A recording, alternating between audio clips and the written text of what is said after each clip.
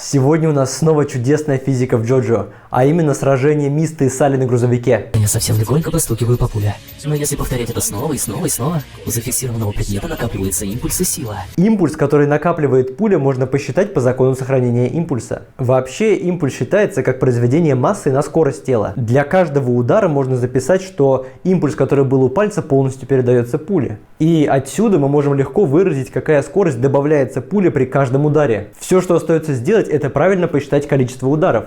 Если Мист находится вот здесь, а пуля находится здесь, то Салли сначала должен бить по пуле сзади, чтобы хорошенько ускорить ее, а потом подобрать количество ударов сверху таким образом, чтобы итоговая скорость была направлена на Мисту. Sex Pistols Мисты делают то же самое, когда пинают пули, чтобы изменить направление их скорости. Как же круто они раскрывают потенциалы своих стендов при помощи физики.